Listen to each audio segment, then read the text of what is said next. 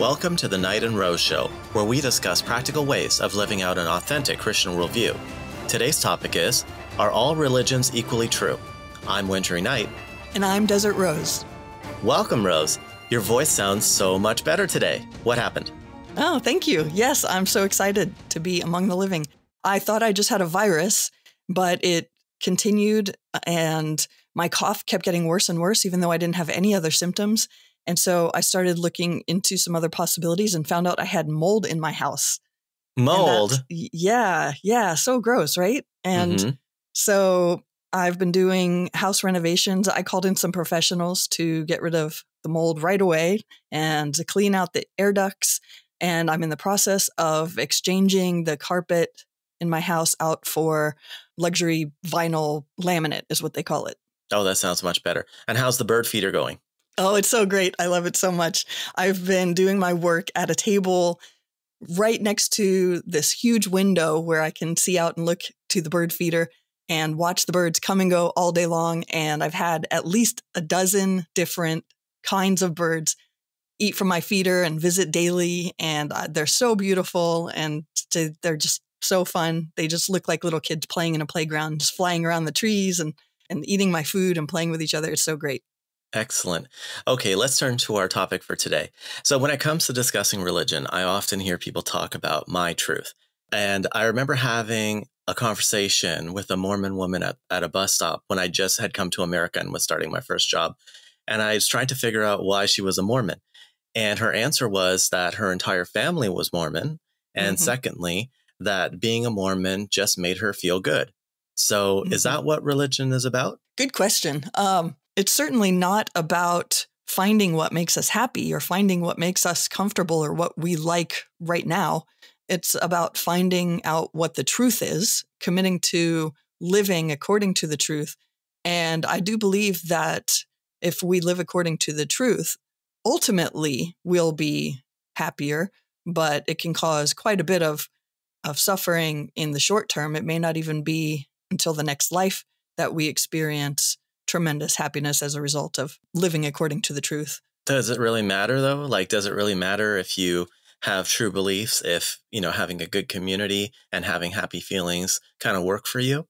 It absolutely matters. Yeah. I mean, for one thing, eventually at some point, your false beliefs are going to bump up against reality and it's going to cause some trouble.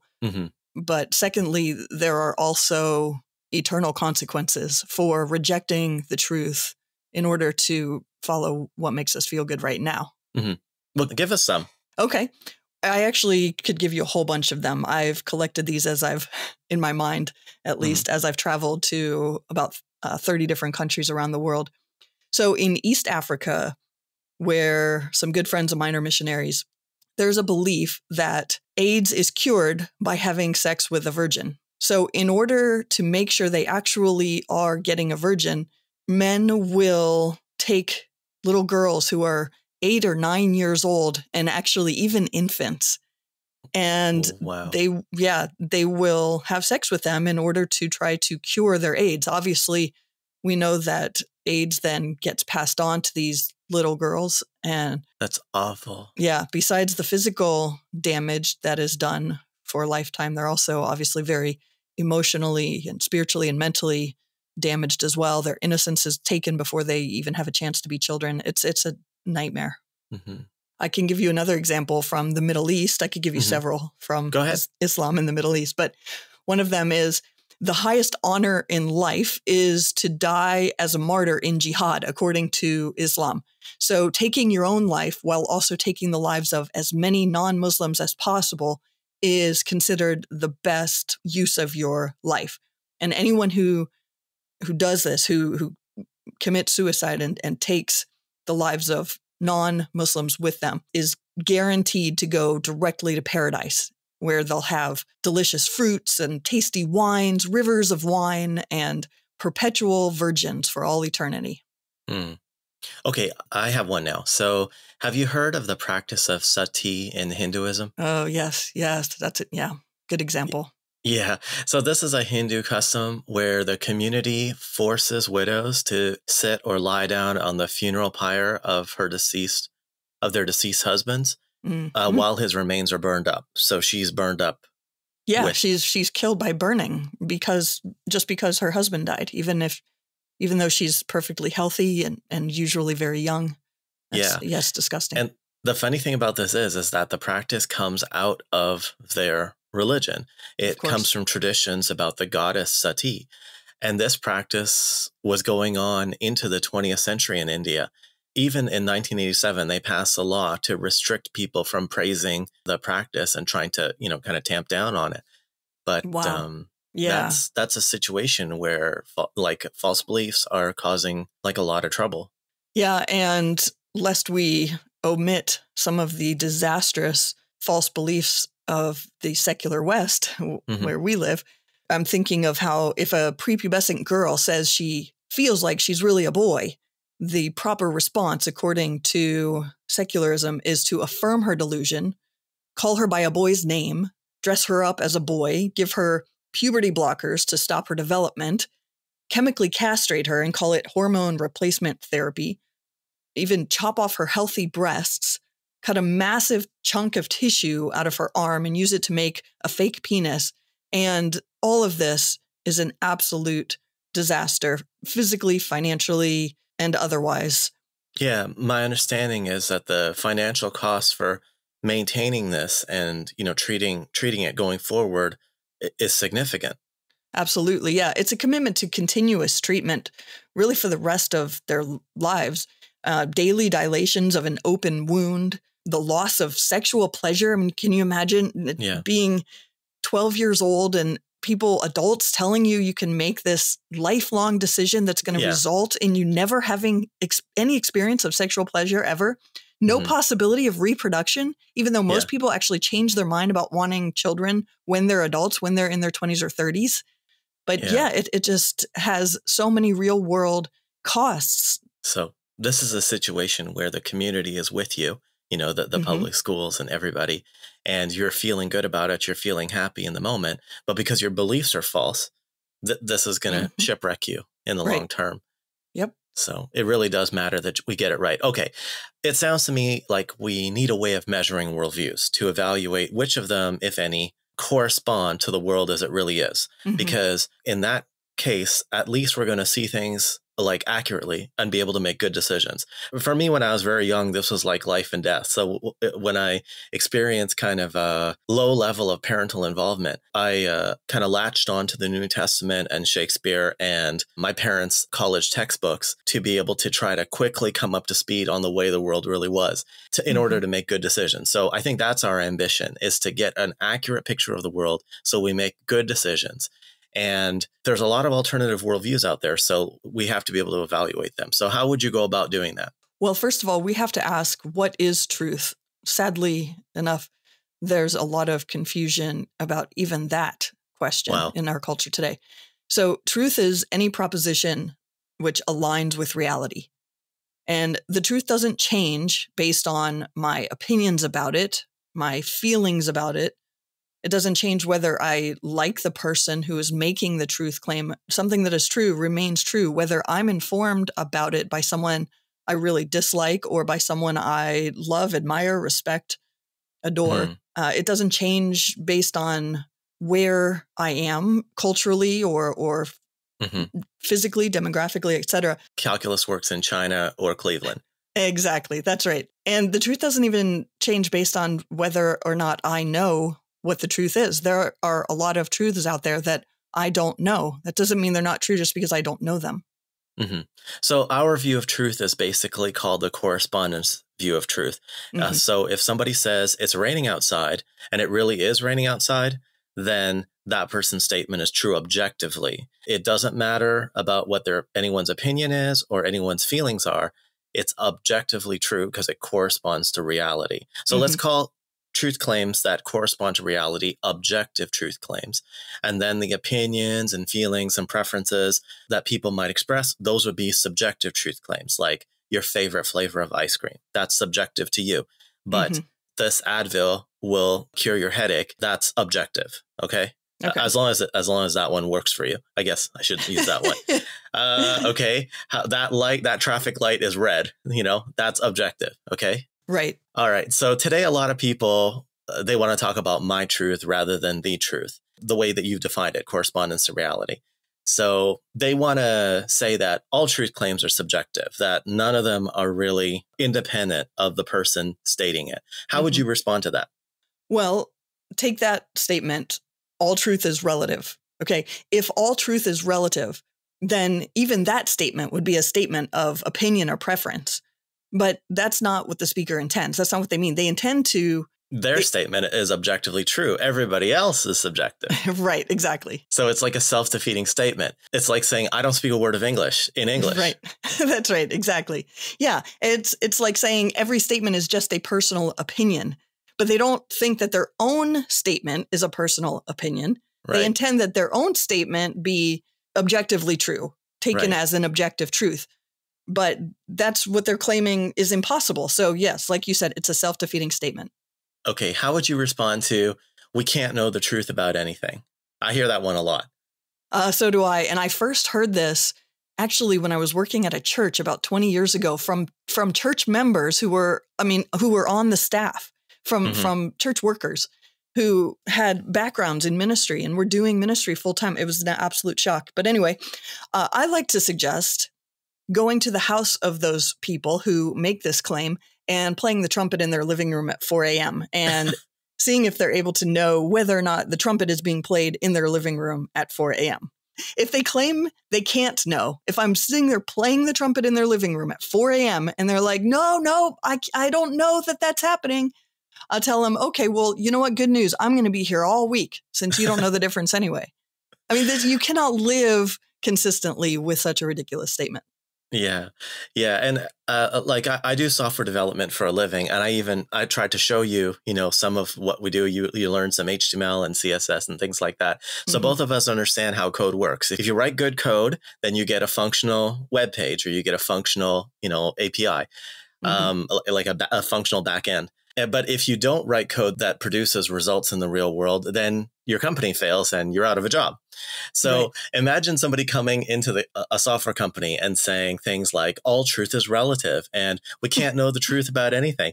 So you don't want someone like that trying to write code with you. That's not a good addition to your team.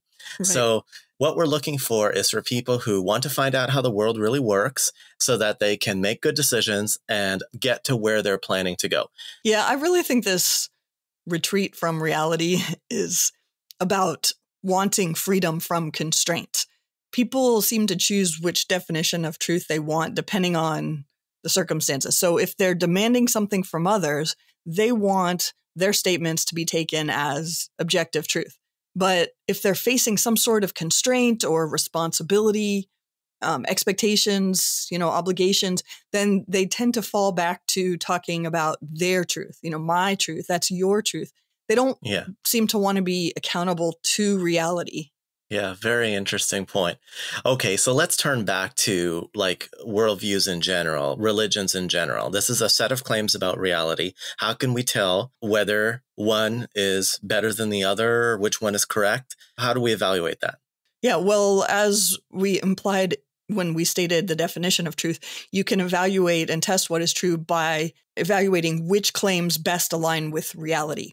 And there are several fields of study that are helpful for evaluating whether a religious or worldview truth claim is false or true. Some of those fields of study include cosmology, biology, biochemistry, physics, history, ethics, logic, philosophy. There are several. Excellent.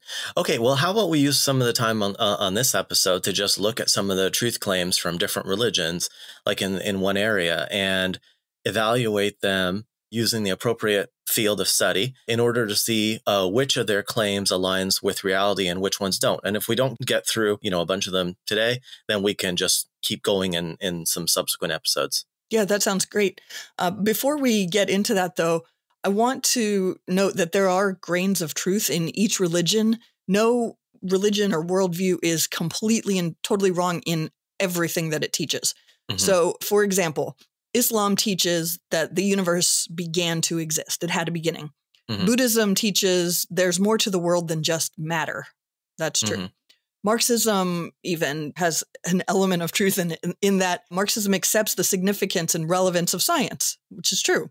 Mm-hmm. Postmodernism acknowledges the importance of texts and words. So there are elements of truth in every worldview. Just because you find one element of truth, you don't just settle on that and say, oh, great, I'll take it. Mm-hmm. But there are also contradictory claims in every religion. They can't all be true. Each religion makes claims which are incompatible with other religions' claims. They're mutually exclusive. So if one is true, then the other has to be false. Okay, let's see an example of that where the different religions are making claims about something in the real world and they have different views. Sure. Okay. Well, for example, they differ in their view of Jesus. So Judaism claims Jesus was not the Messiah. He was a false prophet. He was not deity. And he was killed by crucifixion for blasphemy. Okay. So Islam, on the other hand, claims Jesus was the Messiah. He was a true prophet, but he was not deity and he was not killed or crucified. So They have some claims about reality in common with Judaism and some different. And then Christianity, with regards to Jesus, claims that he was the Messiah. He was a true prophet. And he was deity. He was the only begotten Son of God. He was the eternal Word made flesh, and he was crucified for our sins. So you can see that none of them completely agree. They all have differences. That when it comes to religion, they could all be wrong, but only one could be right because these guys are making different claims, so they can't all be right. Right. Okay. Do you have another one? Sure. On the topic of how to receive salvation, for example. Buddhism claims salvation is attained by escaping all desire. Hinduism claims you receive salvation by escaping rebirth, and you do so by accepting that everything is part of the one supreme soul, and all that seems distinct from it is just illusion. Mm-hmm. Judaism claims it's attained by obeying the Jewish law. Islam claims salvation's attained by doing more good deeds than bad deeds. Unless you die in jihad, then that's the very, very best deed, and that cancels out all your other bad deeds. Good and bad are kind of squishy there. You know, what would they think is good, we probably wouldn't think is good. Okay. Yeah, that's a good point across the board, with Islam. Mm-hmm. Marxism claims that salvation is attained in this world by doing away with private property. Christianity believes that and claims that salvation is attained by trusting in Jesus to save us by grace through faith. Yeah. Okay. So it's pretty clear from these different truth claims that all religions are not basically the same. They're all making different claims about reality, and it's not just about minor issues. It's about pretty core issues. Yeah, and that's a good point because I hear people say all the time, well, all religions are all basically the same anyway. It's clearly not true. I mean, we just gave a couple of examples. We could give examples of this for hours. But we also see from these contradictory claims that they cannot all be true, as you said a minute ago. So Jesus could not have been deity and not deity at the same time and in the same way. He couldn't have been both crucified and not crucified. Salvation can't be based exclusively on human good deeds and also be based exclusively on God's grace. So this idea of pluralism, that all paths lead to God or that all religions are equally true, it's logically absurd. It does not make sense. Okay, just a minute ago, you were saying that Islam teaches that the universe had a beginning. Yes. Let's compare a few different religions and just see which of them get that right. Because whenever I think of the ultimate questions, what I think of is, where did we come from? How did we get here? So that seems like a good one. Like it's an ultimate, question. I'd just be curious to see what all the different views are. Absolutely. That's a great idea. Let's consider what is some of the evidence for a beginning of the universe. Okay, Frank Turek of Cross-Examined, he uses an acronym SURGE to remember that there is a surge of evidence that the universe had a beginning. For the sake of time and simplicity, I'm just going to leave out the G for now and use the acronym SURE. I think it's at least as easy to remember. We can be sure the universe had a beginning. SURE. Got it. Yes. So the S stands for second law of thermodynamics. What people need to know about this is the universe is running out of usable energy. So I'll give you an analogy. if you have a wind-up toy and you see that the wind-up toy is still running, then you can conclude that it hasn't been running forever. And the same is true of the universe. There's a finite amount of usable energy needed to keep the lights on, so to speak, and it's running out. If the universe had been running forever, it would have run out of usable energy by now. Yes. In the universe, stars are the things that can run out of energy just the same way as your car runs out of gas. Mhm. Car engines are not 100% efficient. Some of the energy from combustion is lost to the surrounding environment. And it's the same thing with stars. Mhm. Stars are burning hydrogen as fuel, and they eventually run out of hydrogen and die in a variety of different ways. Nuclear fusion. Yes, nuclear fusion. And when the universe runs out of burning stars, that's called the heat death of the universe. So you can see the beginning of the universe as loading up the universe with hydrogen, which is like loading up your car with gas. And then it starts burning the gas and running down. And eventually you run out of gas. Mm-hmm. Yeah, and I hear a lot of people get confused about the phrase heat death of the universe. It doesn't mean the universe dies by too much heat. It's by a lack of heat. The stars go out. The stars stop. Right. Like, I mean, try to support life on Earth without the sun. That's not going to happen. Right. You know, so if you run out of light from stars, then you can't support life anywhere. Yeah. So with our acronym SURE, the U is for universe. The universe is expanding. If the universe had been expanding forever, the stars would be spread so far apart that they would have all gone cold and there would be no life.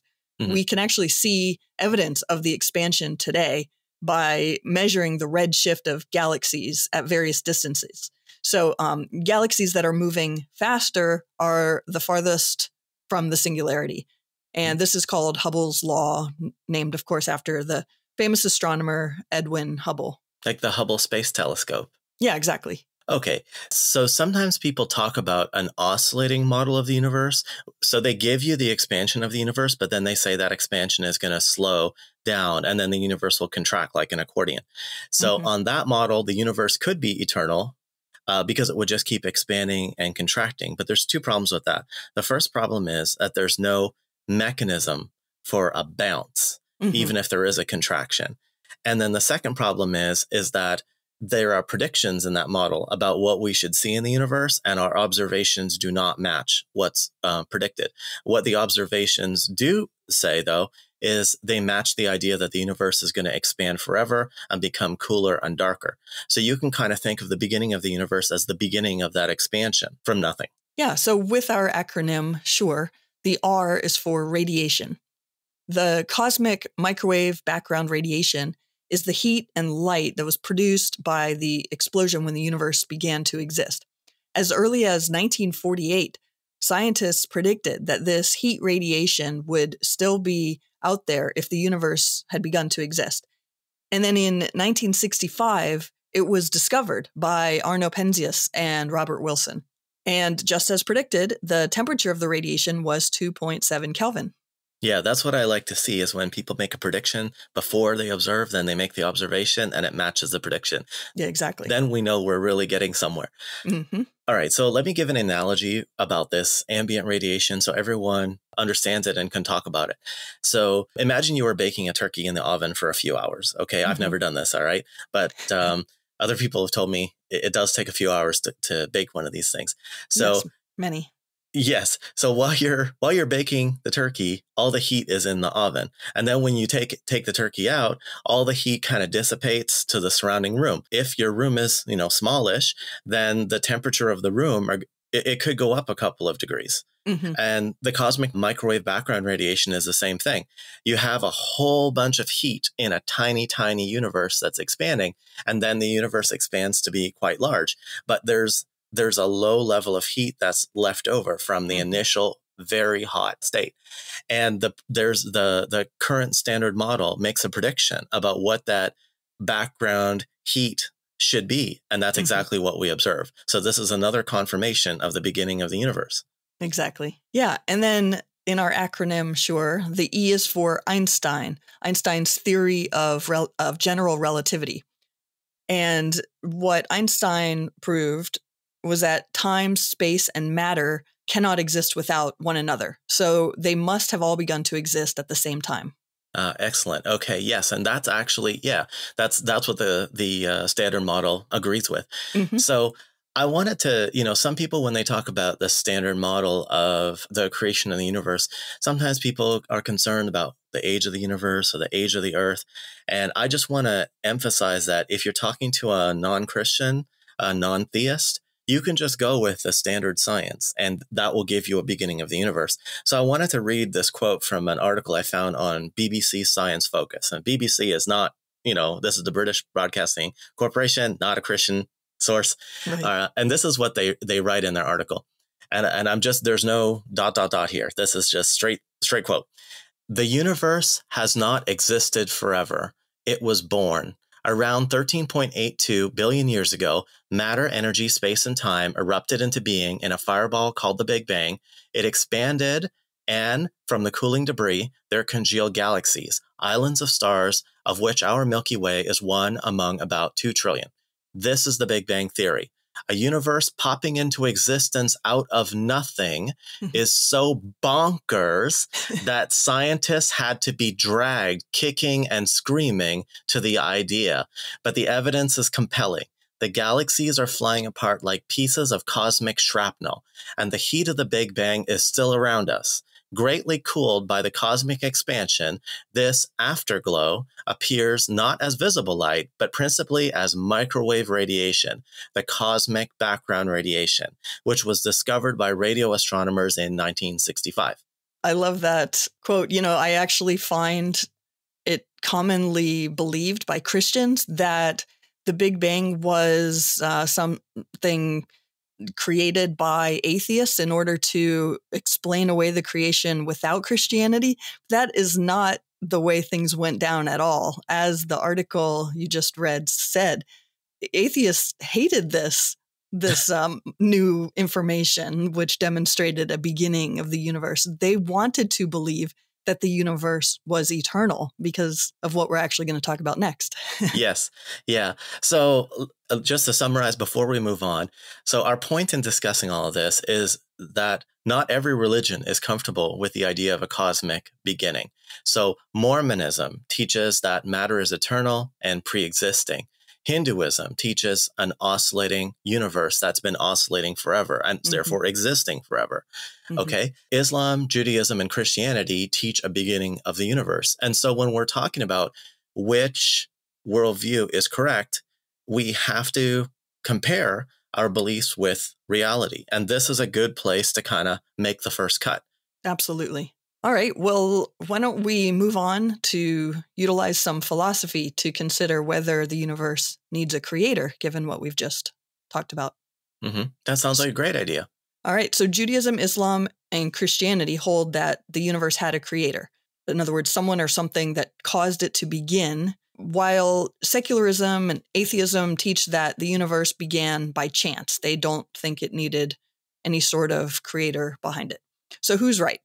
Well, if the universe had a beginning, and we've just shown a few reasons to demonstrate it did, then the universe must have had a beginner, someone or something that caused it to begin to exist. So I know that you've prepared a deductive argument that's like similar to that argument we made for the right to life of the unborn in our episode on bioethics. So why don't you tell us what it is? Yes, I love this argument. I share this with people all the time.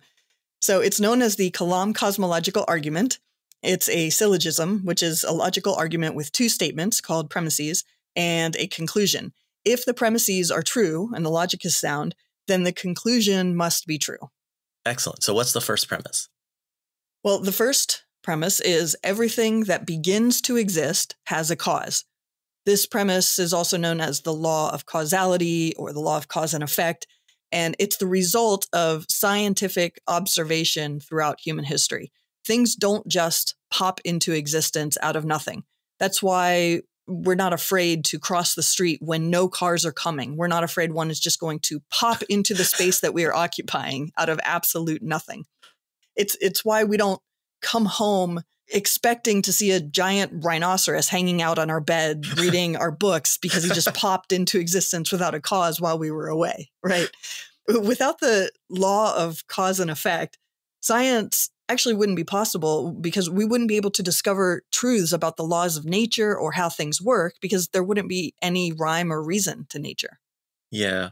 Yeah. I think this first premise is important because I sometimes listen to debates where atheists get this confused. They say, oh, well, if everything that exists needs a cause, then what caused God?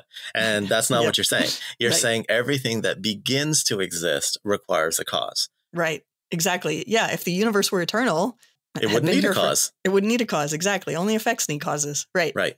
Right. So what's your second premise? The second premise is the universe began to exist. We already discussed the scientific evidence for a beginning of the universe. So the only way to deny this premise is to deny that scientific evidence that we were just talking about. Okay. And then what's your conclusion? Well, if everything that begins to exist has a cause, premise 1, and the universe began to exist, premise 2, then the universe must have a cause.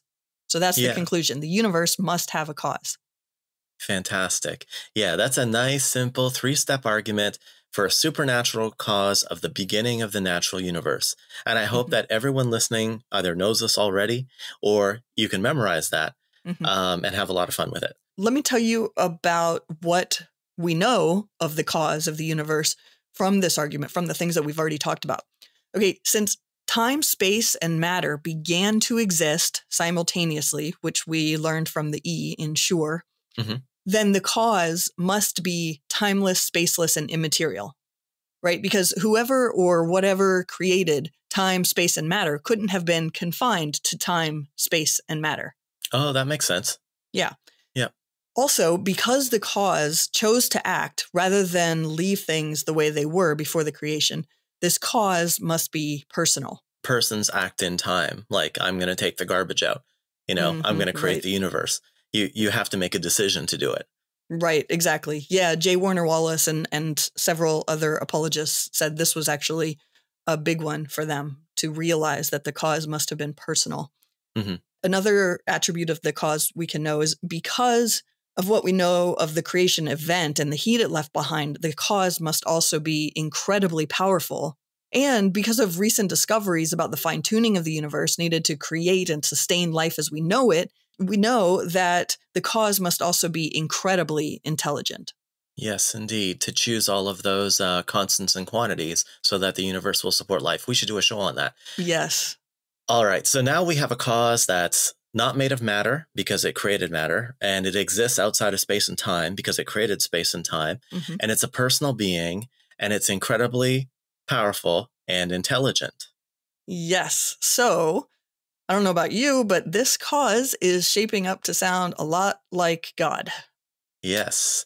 Not every religion, though, accepts that the universe has a beginning. And the necessity for a supernatural cause, that's not every single religion. So just encourage people to make sure you only commit to a worldview, a religion that corresponds to reality, like we've said.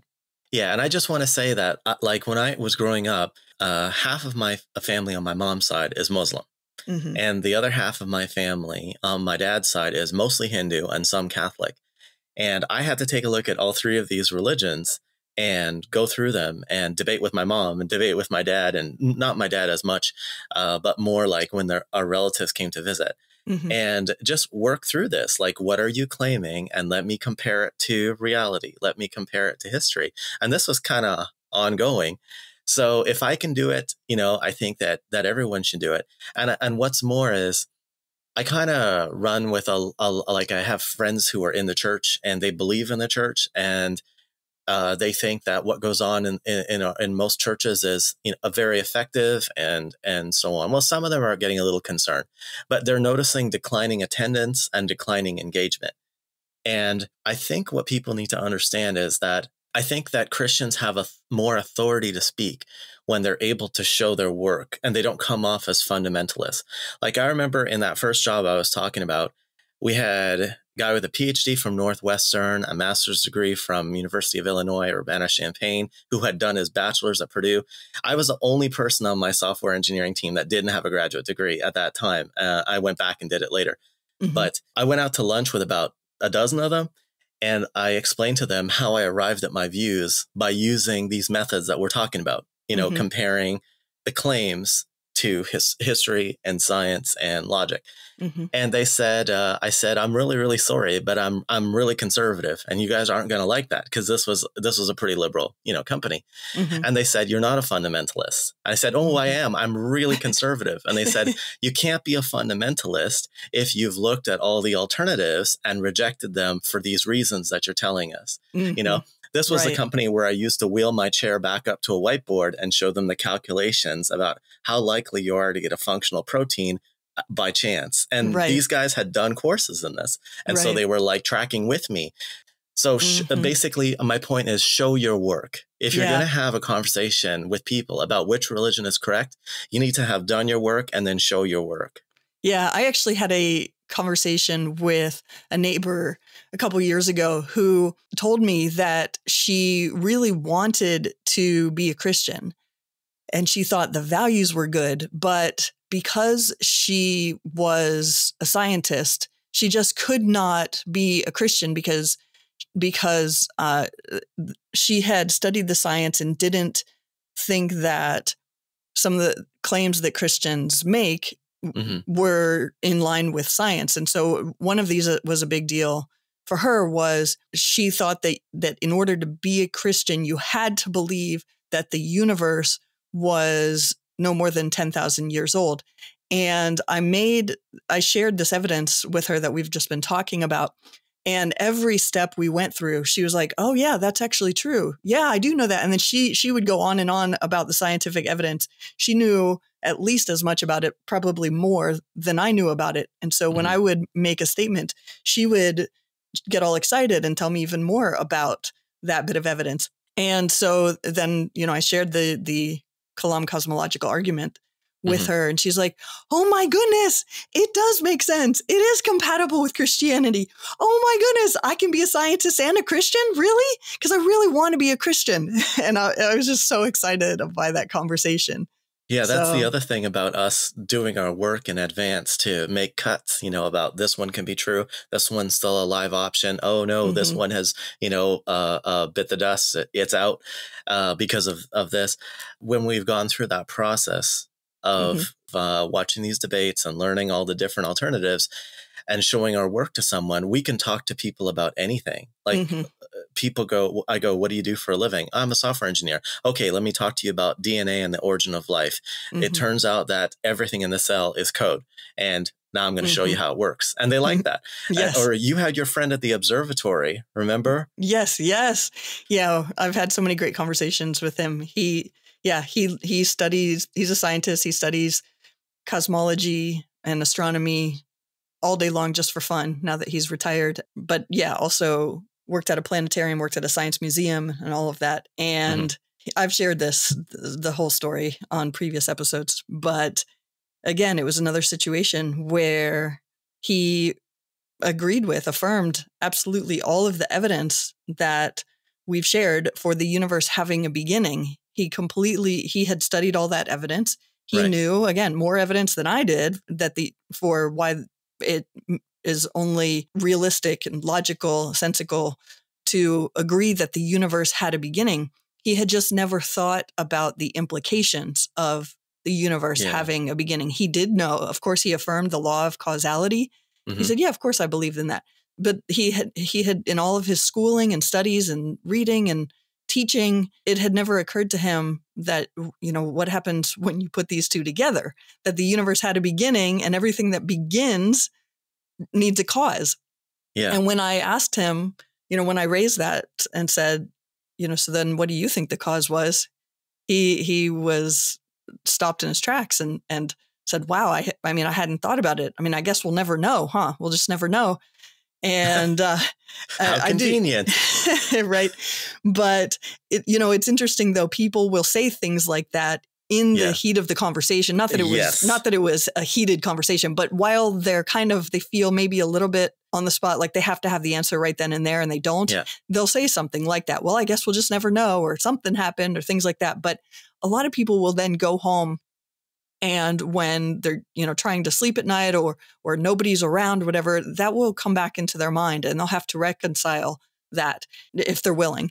And this man came back to me a few months later and he said, I've been thinking about what you said. And actually, it does seem to me that Christianity has a really great explanation for the evidence. And then a few months after that, he came back and said that it had become clear to him that Christianity has the best explanation for the scientific evidence. No Right. faith. No, he's not talking about any faith required, any like leap of faith, I guess people could say. Just looking at the scientific evidence, he now believes that Christianity has the best explanation for reality, for the evidence. Excellent.